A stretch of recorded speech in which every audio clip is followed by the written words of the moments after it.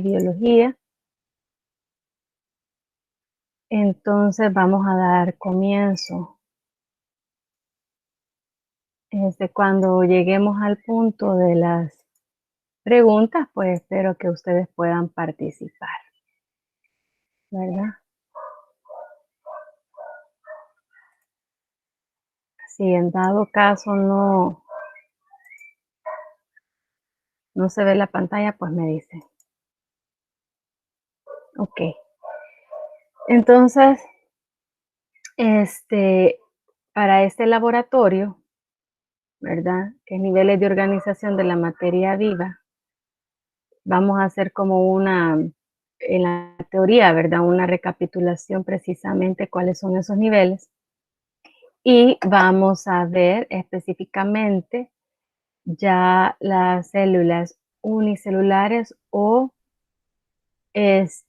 organismos, microorganismos de vida libre que son unicelulares, ¿verdad?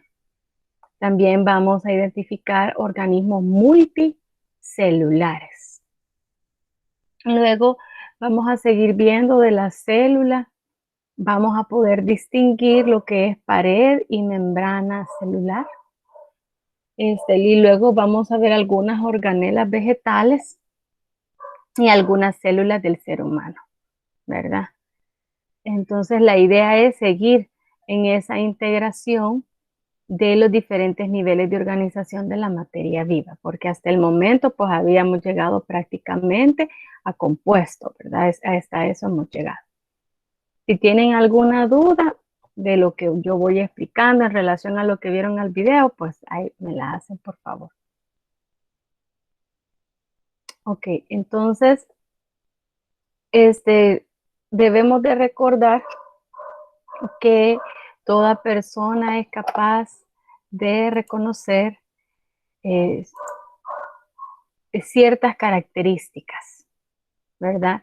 Que se reúnen bajo la condición de ser vivo, es decir, que somos capaces de identificar un ser vivo, que puede ser un hombre, puede ser un insecto, puede ser una planta, ¿verdad? Puede ser una mujer y es claramente diferenciable de lo que es no vivo, ¿verdad? Por eso es que en el laboratorio anterior vimos algunos compuestos inorgánicos, ¿verdad?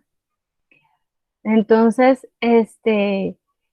todas las características de los seres vivos que comparten, ¿verdad? Debido a la historia evolutiva, pues es lo que permite diferenciarlos de lo que no está vivo.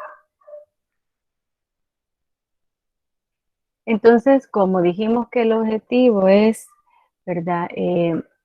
Recapitular lo que son niveles de organización de la materia, aunque eso ya lo vimos en la problemática 4, ¿verdad? Pero aquí se nos da esta clasificación, ¿verdad?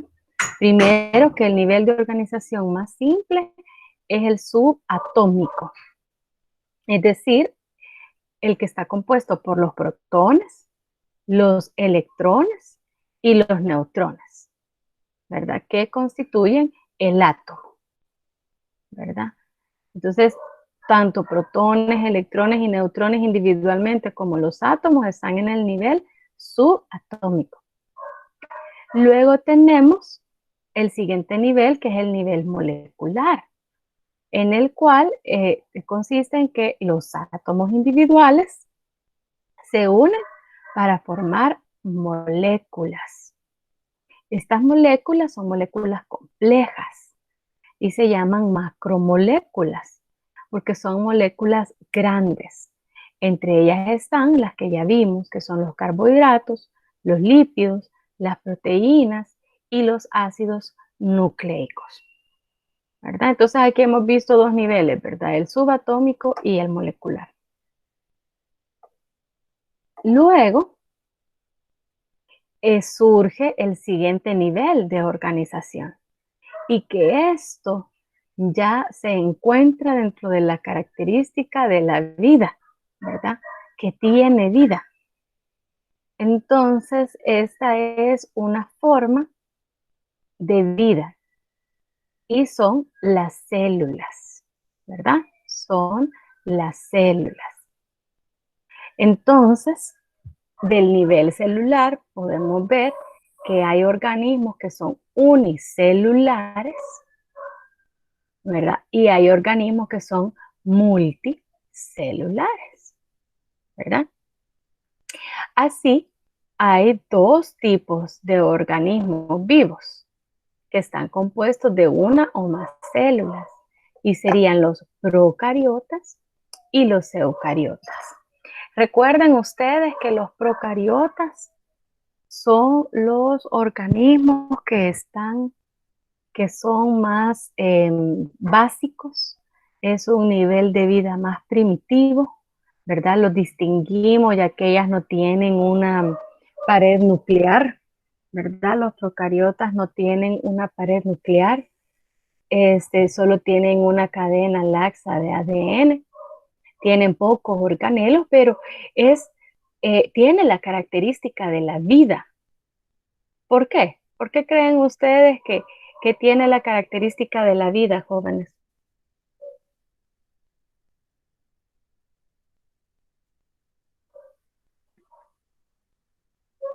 Ujú. ¿Por qué una célula procariota tiene la característica de la vida?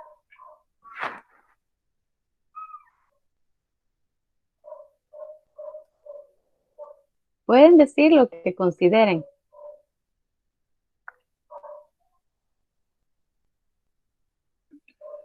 Pues eso es lo que los identifica al ser humano.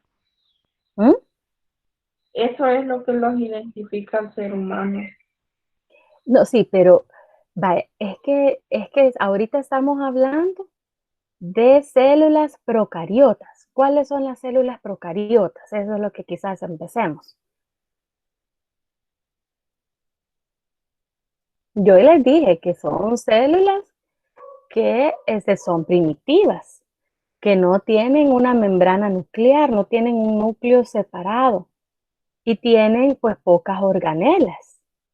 Pero ¿por qué se considera que tienen vida? También facilitan la producción de energía y de alimentos, licenciado. Ajá, o sea que ellas pueden, ¿verdad?, realizar actividades metabólicas.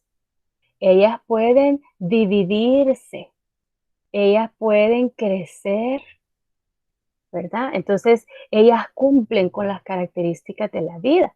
¿Cuáles son los ejemplos de procariotas que me pueden mencionar? Las bacterias. Exacto, las bacterias, por ejemplo, ¿verdad? Muy bien. Entonces, estas son células que son organismos unicelulares, ¿verdad? Esos son los procariotas. Ahora, las eucariotas, ¿verdad? Son las células que están en los organismos multicelulares, ¿verdad? Entonces, ya en estos organismos, las células eucariotas pues son más especializadas, ¿verdad? Muy bien. Ahora, continuando con los niveles de organización de la materia, en organismos vertebrados, acuérdense que dentro de los eucariotas están tres reinos. ¿Cuáles son?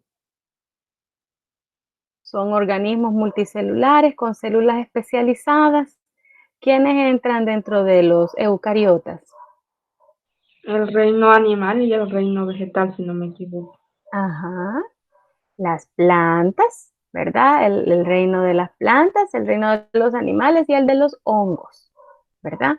Y en el procariota está el de las bacterias y los protozoos, que son los parásitos, ¿verdad? Entonces, las células para formar un ser vivo, ¿verdad? Eucariota, pues estas se organizan, ¿verdad? Y en los vertebrados, las células se organizan en tejidos. Hay distintos tipos de tejidos que si ustedes ven, cuyas formas celulares y el material que los rodea son diferentes. Tenemos, por ejemplo, tejido conectivo, tejido epitelial, tejido muscular, tejido nervioso, ¿verdad? Entonces, cada célula con sus características comunes se agrupan, ¿verdad? Para formar los tejidos. Y después del tejido, la unión de varios tejidos forman un órgano, que es el siguiente nivel, ¿verdad? Entonces tenemos que un conjunto de células iguales forman un tejido, ¿verdad? Cuando éstas se agrupan y cuando los tejidos se forman, llegan a dar paso al órgano. Y luego la unión de varios órganos llegan a dar un sistema, ¿verdad? Aquí tenemos, miren, cada uno de estos es un músculo, un órgano, y en su conjunto llegan a formar el sistema muscular. Ahora, en los seres vivos vegetales se da lo mismo, ¿verdad? Tenemos aquí una célula epidérmica, que de hecho la vamos a identificar, las células epidérmicas del tejido epidérmico. Entonces, el conjunto de células forma el tejido, ¿verdad? Que se llama tejido epidérmico vegetal. La unión de los tejidos forma los órganos. En este caso, la raíz es un órgano, el tallo es un órgano, las flores es un órgano, las hojas es un órgano, ¿verdad? Las semillas es otro órgano de la planta. Y en su conjunto forman el organismo. Veamos un poquito los tejidos vegetales, ¿verdad? Y es que está el tejido dérmico, el tejido vascular y el meristemio fundamental, ¿verdad? Esos son los tejidos que forman el reino vegetal. En el caso, como digamos, es el que no hemos visto en la subproblemática 4, ¿verdad? Por eso es que lo ahondamos un poquito acá, ¿verdad? En que el tejido dérmico proporciona una cubierta externa particular de cada planta. Entonces, la cubierta externa de la planta forma el tejido dérmico. Es el tejido que le da protección a las plantas, ¿verdad? Y se vincula con el mantenimiento de gases y agua de la planta. De hecho, ustedes pueden ver acá estas células, ¿verdad? Que se encuentran en la epidermis inferior de las hojas. Estas células son poros, estas que ven acá. Vamos a aumentar aquí. Estas celulitas que parecen ojos, esas son poros en la planta.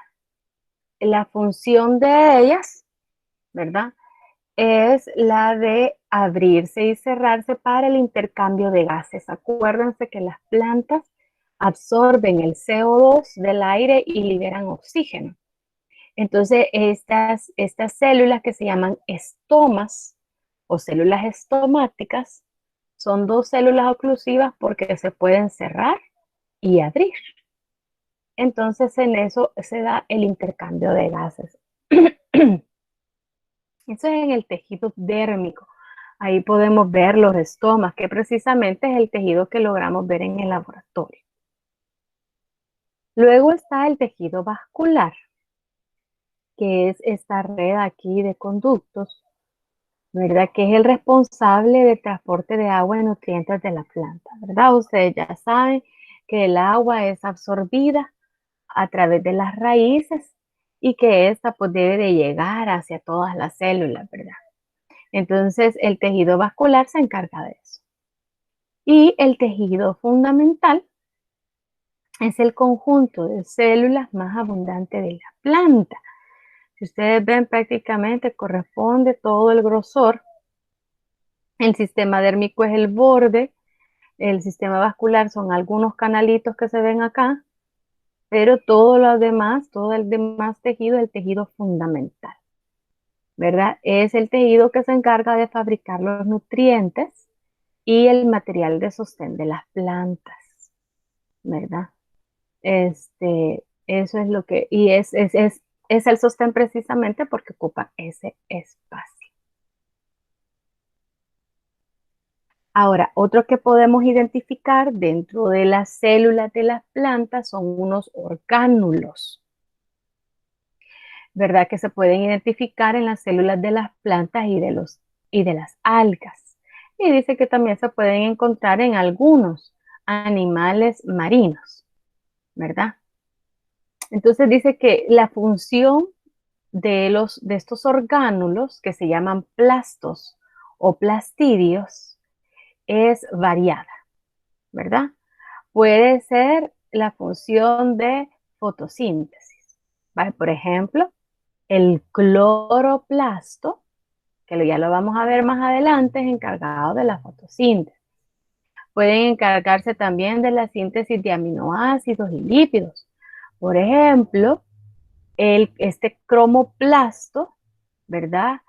Tiene los carotenoides y ese es un tipo de lípido, ¿verdad? El beta-caroteno. Y luego funcionan también como almacenamiento. Pueden almacenar lípidos, azúcares y proteínas, ¿verdad? Por ejemplo, el amiloplasto es porque almacena el almidón, ¿verdad? Estos plastos o plastidios pueden dar color a diferentes partes de la planta. Por ejemplo, el cromoplasto le daría el color anaranjado a la zanahoria. El cloroplasto es el que le da el color verde a las hojas. Y el amiloplasto, que pues no tiene color, es el que, por eso es que la papa es blanca internamente, ¿verdad? También pueden ser sensores de la gravedad y participar en el funcionamiento de los estomas, entre otros. Veamos la clasificación de los plastos, ¿verdad? Pueden ser los leucoplastos. Se llaman así porque no tienen color. Los leucoplastos no tienen color. Y su función principal es la de almacenamiento. Aquí podemos ver los plastos. Miren, no tienen color. Ahora, los leucoplastos pueden tener varios nombres, ¿verdad? Pueden tener el nombre de amiloplasto si almacenan el almidón, es decir, que su nombre está relacionado con lo que almacenan. Amiloplasto es porque almacenan almidón. Elaioplastos, oleoplastos, lipoplastos es lo mismo, es porque almacenan lípidos. Y proteinoplastos se llaman así porque almacenan proteínas. Entonces, tanto los amiloplastos como los elaioplastos, aquí les falta una S, y los proteinoplastos son leucoplastos. ¿Por qué? Porque no tienen color y porque su función es almacenamiento. Los otros tipos de plastos son los cromoplastos. En el caso de los cromoplastos son aquellos que tienen pigmentos carotenoides en su interior. Pueden dar el color amarillo, rojo o naranja en la estructura donde se encuentran. Son abundantes en las flores, los frutos, las hojas viejas y algunas raíces. El hecho de que tengan esos colores es para atraer a los animales polinizadores, ¿verdad? Y así se dispersan las semillas. Entonces aquí en esta imagen, en estas imágenes, podemos observar estas agrupaciones de cromoplastos, ¿verdad? A veces se ven individuales, a veces se ven como en grupos, ¿verdad? Pero son estos organelos que le dan color, ¿verdad? A la célula, que son cromoplastos y tienen una tinción entre amarillo, rojo o naranja, que en el caso del laboratorio vemos el de la zanahoria. Ahora, los cloroplastos, ¿verdad? Estos son orgánulos un poquito más grandes, miden de 1 a 10 micras, están presentes en las células de las plantas, ¿verdad? Pueden tener de 20 a, de las hojas, por ejemplo, pueden tener de 20 a 100 cloroplastos. ¿Qué es lo que produce el cloroplasto? La clorofila, ¿verdad? Y a través de ella es que realizan la fotosíntesis, ¿verdad? Entonces ustedes pueden ver acá los cloroplastos, son estos circulitos verdes en el interior de la célula, ¿verdad? Y su color característico es por eso, ¿verdad? Porque forman clorofila, ¿verdad? Y a través de la cual se da la fotosíntesis. Muy bien. Entonces vamos a ver el desarrollo del laboratorio, siempre a dar comienzo con lo que son los organismos unicelulares.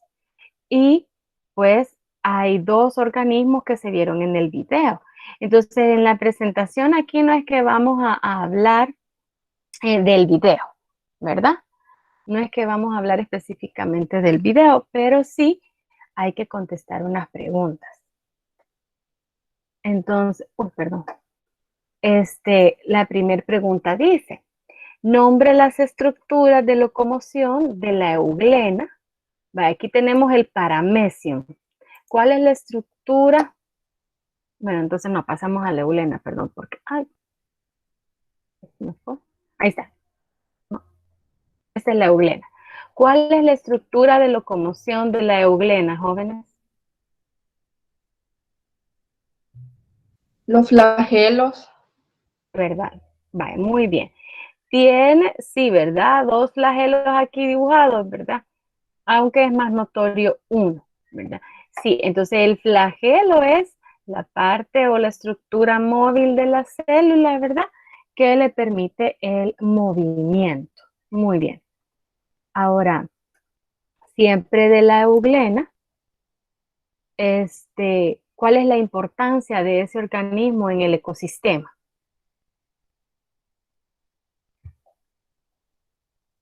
Permite la fotosíntesis. Así es. Ven ustedes que ella posee cloroplastos. Por eso en el video se ve una imagen de una eulena verdecita bien intensa, ¿verdad? Porque tiene cloroplastos. Entonces ella puede realizar la fotosíntesis y a través de eso, pues puede contribuir, ¿verdad? A la formación de oxígeno, ¿verdad? Y también a ser un buen alimento para otros organismos ya más grandes. ¿Alguna otra función que hayan encontrado? Porque estamos hablando del ecosistema. Porque acuérdense que esos son organismos de vida libre, ¿verdad? Entonces, ¿de qué sirve que la eulena ande en el agua de los charcos?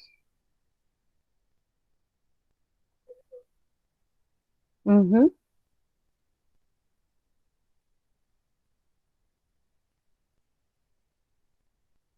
Participemos. ¿O no encontraron más o no investigaron?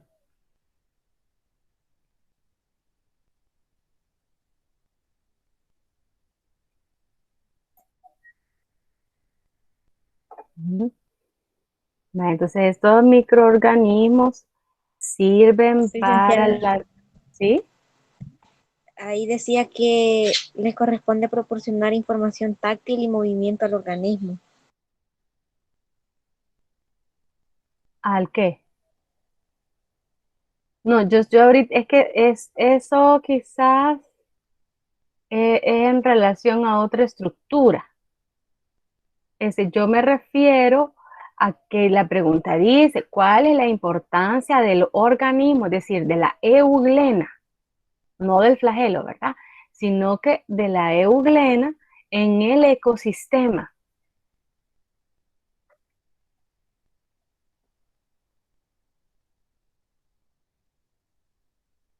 Ujú. En relación a eso,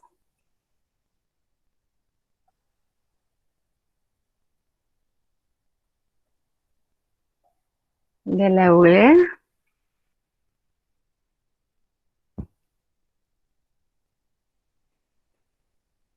este microorganismo, ¿verdad? Sirve para la degradación de la materia viva, ¿verdad? Sirve para degradar toda la materia, pues que ya no va a funcionar, ¿verdad? Ella participaría en que, por ejemplo, la madera de un árbol que se cayó se deshaga, ¿verdad? E igual los cuerpos de los animales, ¿verdad? U otros. Es parte, ¿verdad? Es parte de los medios de degradación. Y en relación a la euglena había otra pregunta. ¿Cuál es la estructura que en la euglena está relacionada con la respuesta a estímulos del medio ambiente?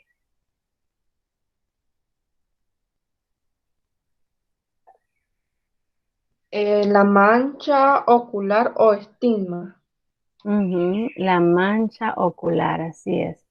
Entonces aquí la tienen identificada, ¿verdad? Le permite ver, este, captar cómo está el ambiente externo para alejarse o acercarse, ¿verdad? A lugares donde hay nutrientes o alejarse de lugares que pueden ser nocivos para ella, ¿verdad? Muy bien, ahora veamos aquí el paramecium. En el caso del paramecium, ¿cuál es el organelo que le da movilidad al paramecium? A través del cual tiene su locomoción. Los cilios. Los cilios, así es, ¿verdad? Son todas estas proyecciones a lo largo de su cuerpo, ¿verdad?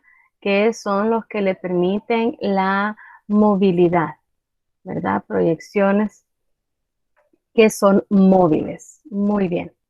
Ahora nuevamente la pregunta con el paramecium. ¿Cuál es la importancia del paramecium en el ecosistema?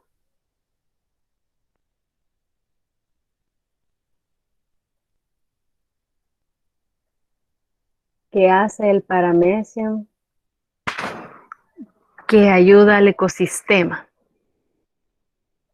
Ayuda a mantener al límite algunas bacterias patógenas. Así es, así es. Y por lo tanto, hace que la calidad del agua sea mejor, ¿verdad? E igual que la euglena, se participa en la degradación de la materia viva.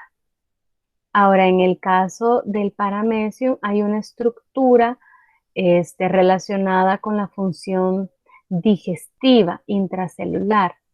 ¿Cómo se llama?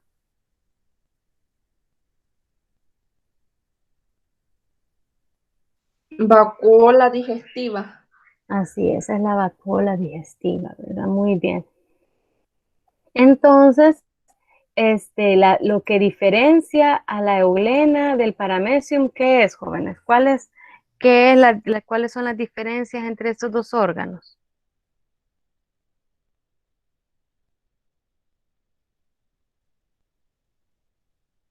Entre esos dos organismos, más bien dicho, no son órganos, entre esos dos organismos.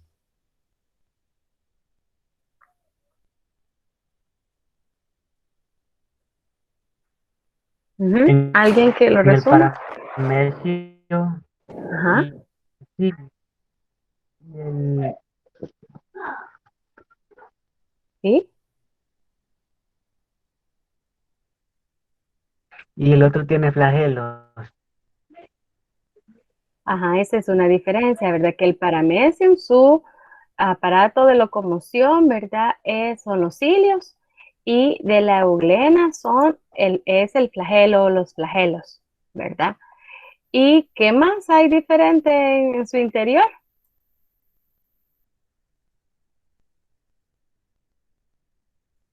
¿Qué vimos que tenía la euglena y que no tiene el paramecium?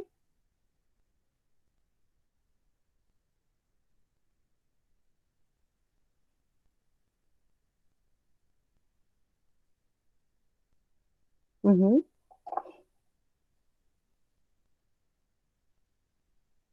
El paramecio es protista.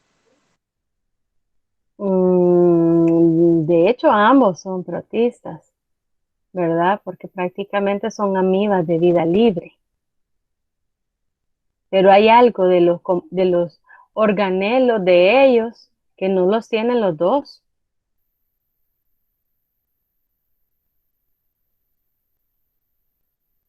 ¿Qué organelo vimos en la euglena?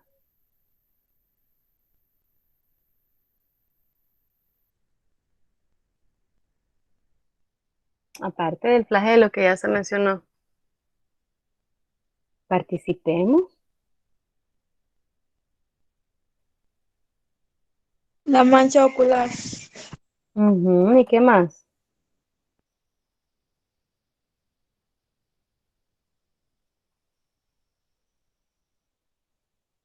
Algo bien notorio que está ahí en la imagen. Los Los cloroplastos. cloroplastos. Los cloroplastos, así es, los cloroplastos, ¿verdad? Muy bien. Entonces ustedes pueden ver en el paramecium que él no tiene cloroplastos, ¿verdad? Tampoco tiene mancha ocular.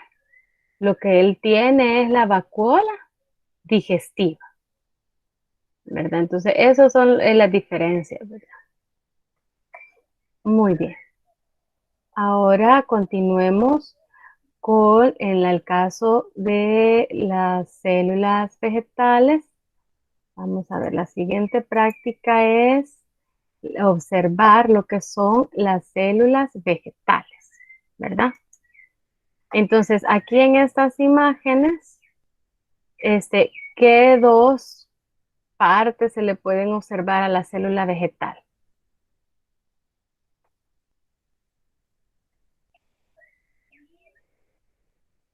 Ujú. La pared celular y el núcleo. Así es, la pared celular y el núcleo. Entonces, ustedes pueden ver todas estas rayitas que están acá, por ejemplo, que aquí estoy yo tratando de acentuar, esa es una pared de una célula, ¿verdad? Aquí, si se ven mejor en este esquemita, vemos la pared celular, todo el bordecito de la célula es la pared celular, ¿verdad? Esa es la pared celular. Entonces, si a ustedes en el laboratorio, acuérdense que la punta de la flecha es la que señala, no es el cuerpo de la flecha, que está enfrente de la punta. Entonces, miren en este caso, si así hacemos un acercamiento, miren aquí enfrente de la punta está la pared celular y aquí enfrente de la punta está el núcleo de la célula, ¿verdad?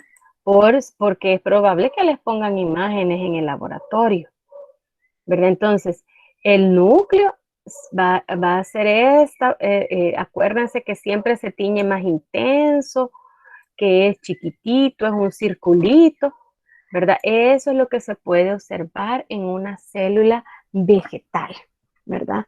En este caso, la cebolla se tiñó con safranina, ¿verdad? Entonces, vamos a ver en el caso de las preguntas, ¿verdad?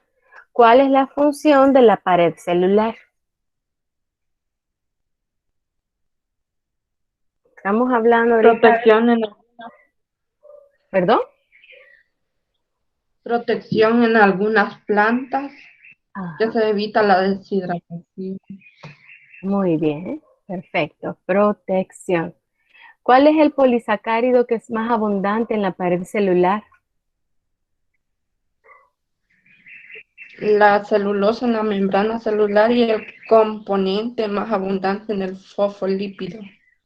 Va, entonces aquí tenga cuidado ahí con su lectura, ¿verdad?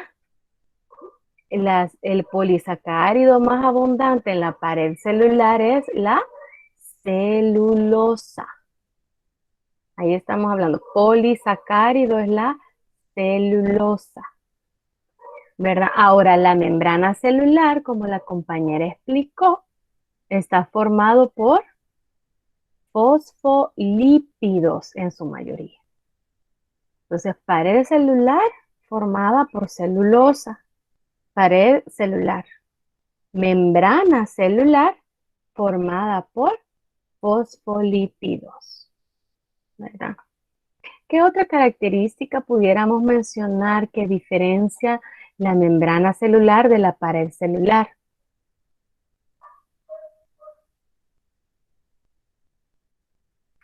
Que en la pared celular es rígida. Ujú. ¿Y la membrana celular?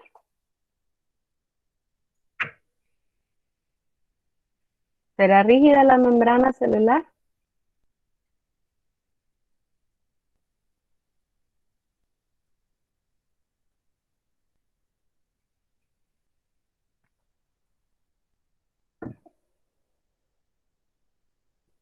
Si una es rígida y si son diferencias, ¿cómo sería la otra?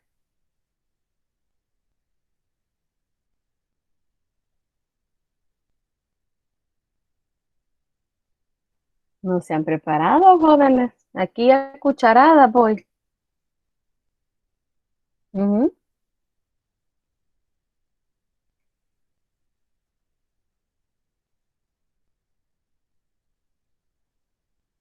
¿Cómo es la membrana celular de acuerdo a los... Es flexible. Es flexible, así es flexible. Muy bien. ¿Sí? Melissa está queriendo escribir. ¿Puede escribir, Melissa? Ok, bye. Muy bien, eso es en relación como a las diferencias, ¿verdad? Entre lo que es pared y membrana celular.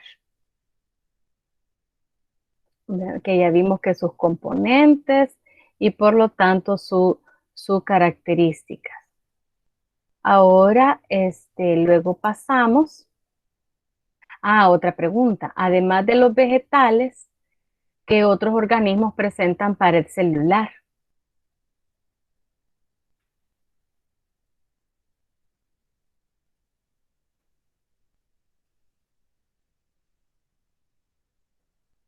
Ujú.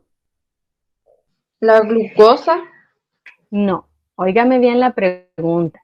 Además de los vegetales, ¿cuáles organismos presentan también pared celular?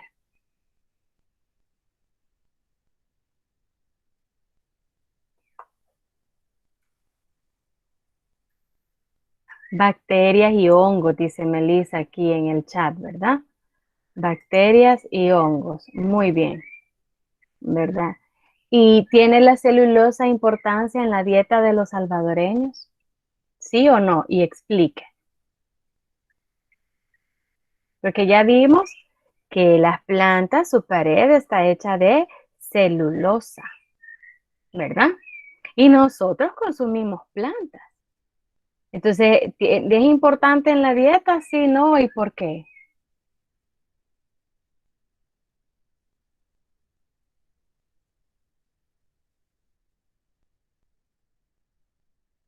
Sí, porque la celulosa incrementa el peritalitismo.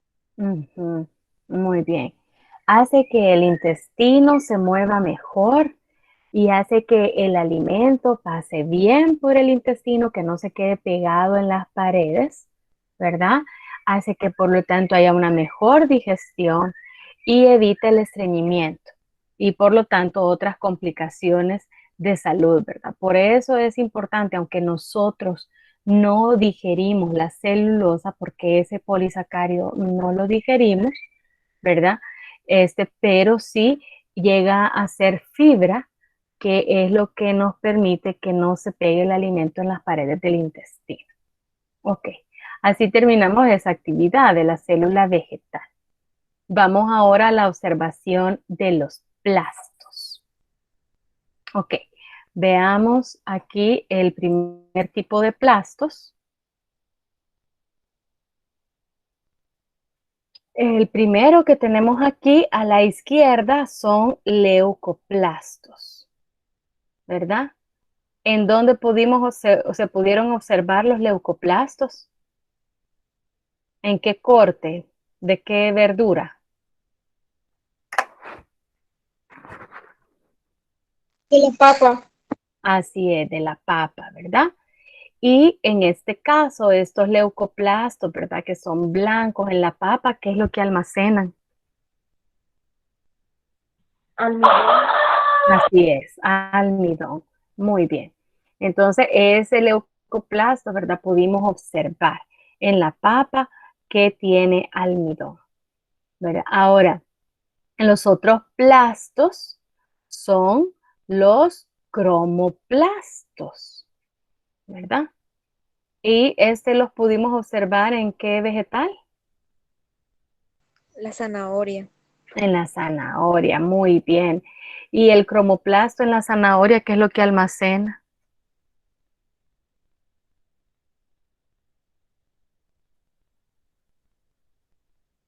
Acuérdense que el cromoplasto sería lo que está en el interior de la célula que le da ese color anaranjado. Aquí no se ve tan detalladito porque es de cortar una capa súper delgadita, ¿verdad? Pero aquí, por ejemplo, se puede observar que hay cabal como un grumito de color anaranjadito.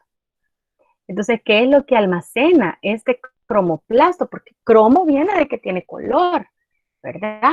Tiene un color anaranjado, por eso le da el color a la zanahoria. Pero, ¿qué es lo que almacena ese cromoplasto?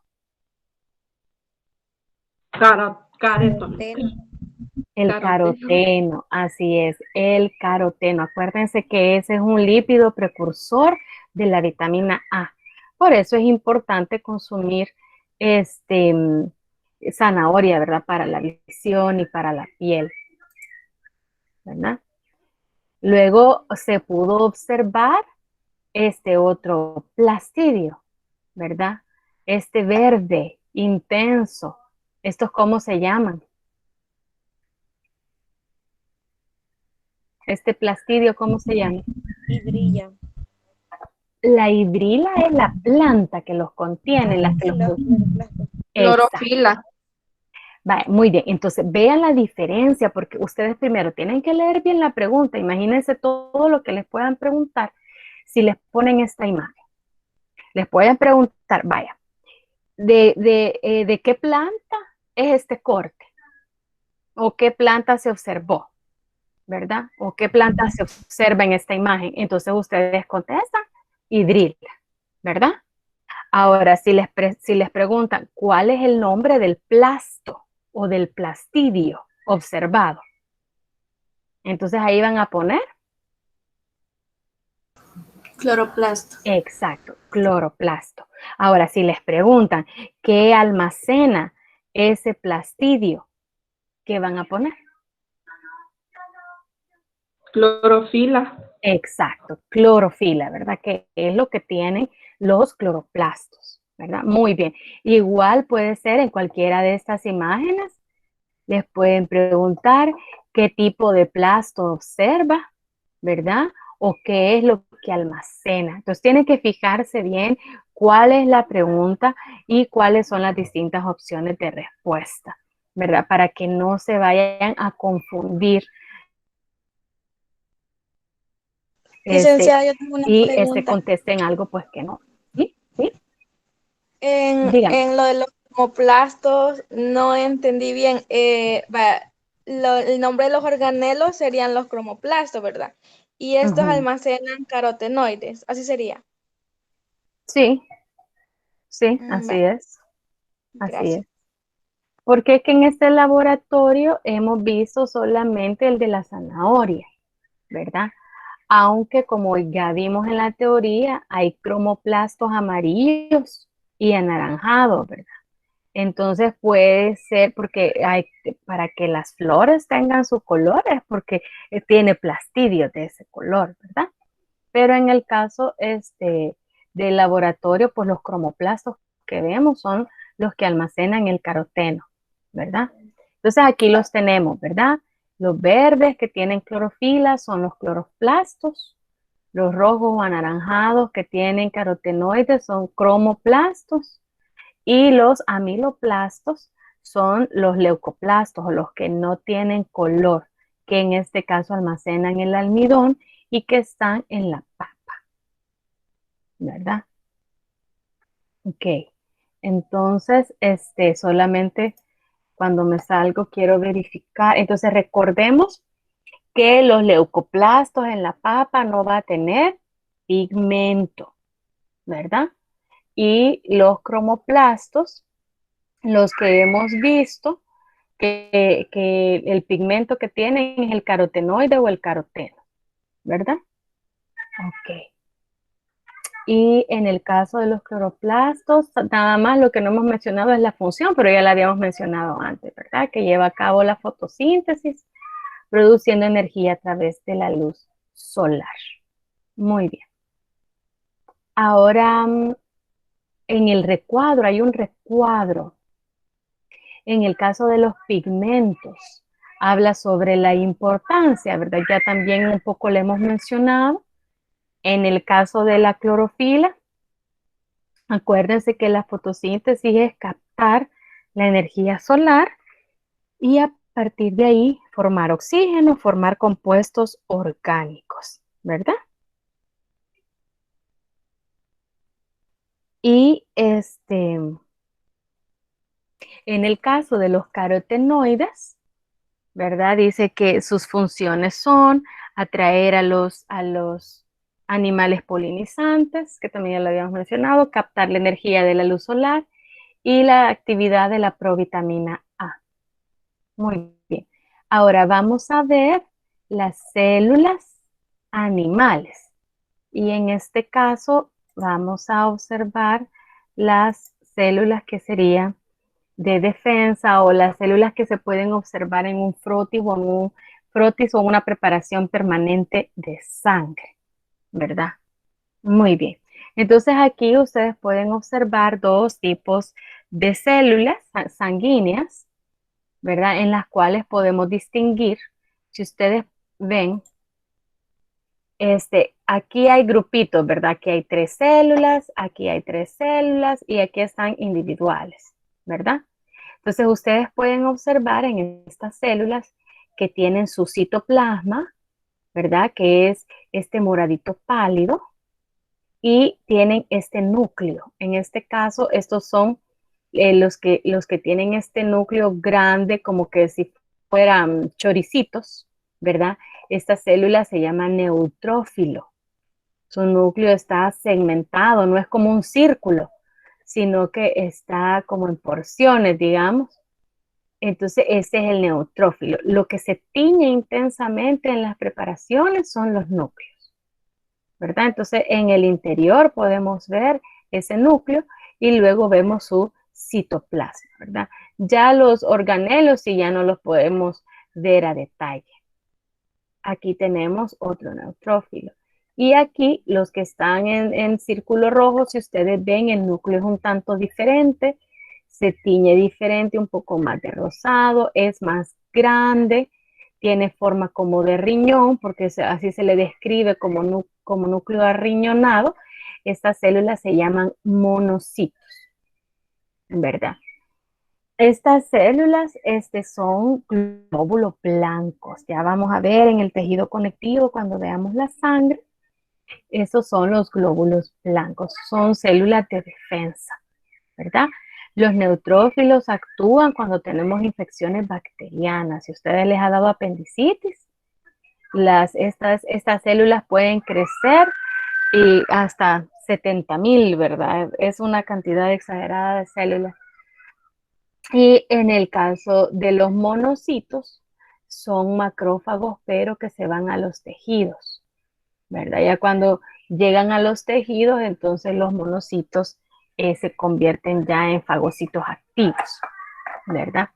Las otras células que ustedes ven acá, estos son glóbulos rojos, pero en el caso de los glóbulos rojos, es una célula que no tiene núcleo, ¿verdad? Entonces no tiene como sus características, ¿verdad?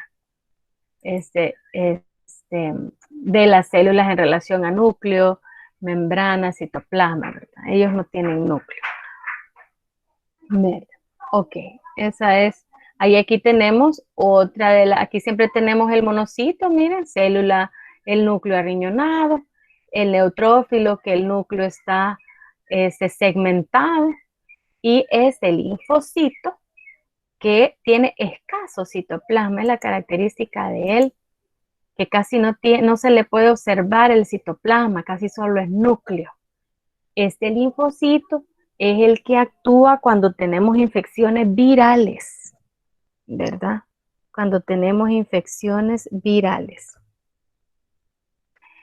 Eso sería en relación a lo que son las células blancas, que pues como les digo, las vamos a ver un poquito más cuando veamos lo del el tejido conectivo y en el laboratorio también de microanatomía. Ok. Ahora veamos el tejido vegetal. En este caso vamos a ver la epidermis de una planta que es el lirio, ¿verdad? Y la vamos a ver al microscopio. Entonces aquí tenemos qué es lo que se puede observar en este tejido, ¿verdad? Hablamos de unas células. ¿Cuáles son? ¿Qué células se identifican, ¿verdad? En el tejido epidérmico de la planta, jóvenes. Las estomáticas. Así es. Ustedes pueden ver acá, miren que esta célula aquí tiene un canalito, ¿verdad? Entonces, este canalito él lo alterna entre abierto y cerrado, ¿verdad? También aquí, es decir, que podemos identificar la epidermis, este tejido, por la presencia de las células estomáticas. Cada una de estas son estas células estomáticas, ¿verdad? Oclusivas, que permiten el intercambio de gases y de oxígeno de la planta con el medio ambiente, ¿verdad? Entonces, ¿cuál es la función de este tejido? Dijimos, ya lo habíamos mencionado. Protege a la planta y también el mantenimiento de gases y agua dentro de ella. Ok, perfecto. Muy bien. Y la característica estructural de este tejido, ¿en dónde está ubicado? Externamente. Así es, está en el exterior, ¿verdad? Y ya dijimos, ¿verdad? ¿Cuáles son las células reniformes? Que son las células estomáticas, ¿verdad? Entonces, en el laboratorio les pueden poner estas imágenes, señalar las células y preguntar por su nombre o por su función, ¿verdad? Y siempre recordando que lo que señala la punta de la flecha, eso es de lo que nos interesa. Pero aparte de que vean la imagen, deben leer la pregunta, ¿verdad? Eso es vital. Ok, muy bien. Ah, Diana también estuvo contestando, pero no escuché que cayó los mensajes. Gracias, quizás porque había dejado el chat abierto. Muy bien, jóvenes, ¿tienen alguna pregunta en relación al laboratorio? Yo tengo una pregunta del laboratorio, licenciada. Me estoy fijando en la pregunta del laboratorio que hay preguntas repetidas. Por ejemplo, en el cromoplasto que reciben los organelos. En el cromoplasto. ¿Qué nombre reciben los organelos observados en lo que es en el cromoplasto y lo que es en el leucoplasto? Dice que nombre reciben los organelos. Es que vaya, lo que pasa es que deben de recordar que como esta es una práctica que usualmente se hacía en vivo, ¿verdad? Entonces, primero, ¿qué era lo que tenían que hacer ustedes? Vean lo que dice la indicación. Dice que hay que poner raspado de papa, agregar una gota de agua. En el caso de la práctica A, que dice leucoplastos, hay que hacer el preparado de la papa, ponerle el cubreobjetos y observar la preparación al fresco en el microscopio. Entonces, la idea de la pregunta cuando ustedes han visto el microscopio, ¿verdad? En el raspado de la papa, ¿qué nombre recibe el organelo observado? Entonces, la respuesta es leucoplasto. Cuando hacen el procedimiento con el raspado de la zanahoria y ven la zanahoria al microscopio, ¿qué nombre recibe el organelo observado? ¿Ya? Por eso es que la pregunta se repite, porque son dos muestras diferentes las que se observan en el laboratorio. Entonces, por eso es que, Gracias. bueno, uno se refiere a la papa, a lo que se observa en la papa, y al otro lo que se observa en la zanahoria.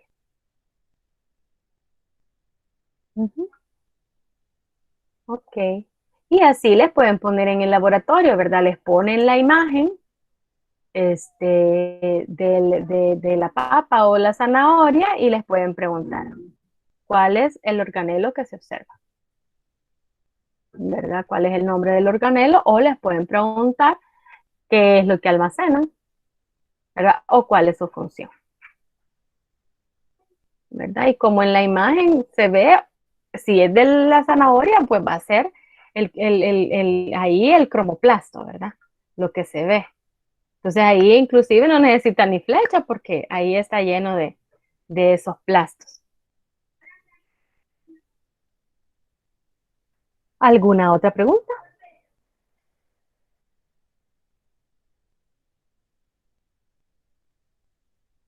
Ok, si no, jóvenes, nos quedamos hasta aquí.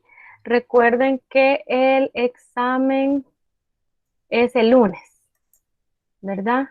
El lunes 14